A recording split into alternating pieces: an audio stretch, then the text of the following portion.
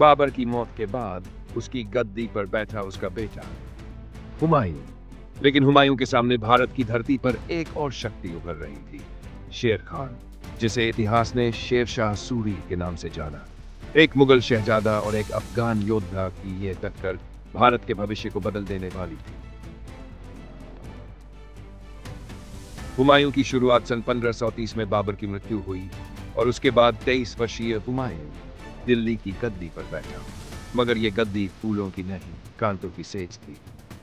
मुगल सल्तनत उस वक्त कई चुनौतियों से घिरी। पश्चिम में अफगान ताकतें, अंदरूनी विद्रोह और खुद हुमायूं के भाई सत्ता के लिए षड्यंत्र रच रहे। हुमायूं को एकजुट शासन की जरूरत थी, लेकिन उसने बिना तैयारी के विजय अभियानों की ओर कदम बढ़ाया। शेर खान का उदय। उधर बिहार और बंगाल में तेजी से उभर रहा था एक रणनीतिक योद्धा, जिसे बाद में शेर शाह सूरी कहा गया।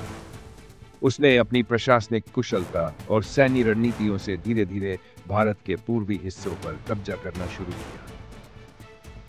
चौसा की लड़ाई, हुमायूं की पहली हार। सन 1539 में चौसा के मैदान पर हुमायूं और शेर खान की सेनाएं आमने सामने। हुमायूं की सेना पराजित हुई। वह गंगा नदी में कूदकर किसी तरह अपनी जान बचा पाया। शेर खान ने खुद को शेर शाह घोषित किया। अब वह सिर्फ एक योद्धा नहीं, एक सम्राट बन। कन्नौज की लड़ाई, सब कुछ रुका। एक साल बाद 1540 में कन्नौज की लड़ाई। हुमायूं की स्थिति पहले से भी बदतर थी। न कोई योजना, न कोई सहयोग, नतीजा से करारी हार। हुमायूं को भारत छोड़ना पड़ा। उसका वनवास शुरू हुआ जो लगभग 15 वर्षों तक चला।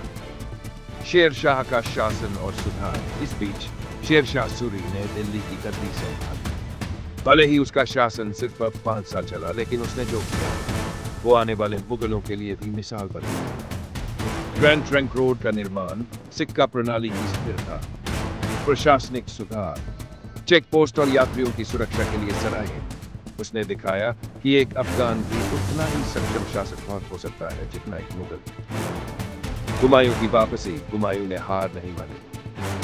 वह ईरान पहुंचा, जहां सफवी सम्राट ने उसे शरण और सेना। कई वर्षों तक संघर्ष करने के बाद सन 1555 में हुमायूं ने दिल्ली पर फिर से कब्जा कर लिया।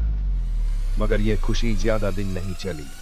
सिर्फ 6 महीने बाद एक सीढ़ी से गिरकर हुमायूं की मृत्यु हो गई। निष्कर्ष और सवाल, तो क्या हुमायूं का सफल शासक था, या फिर वह एक ऐसा इंसान था जिसने हालातों से लड़ना सीखा?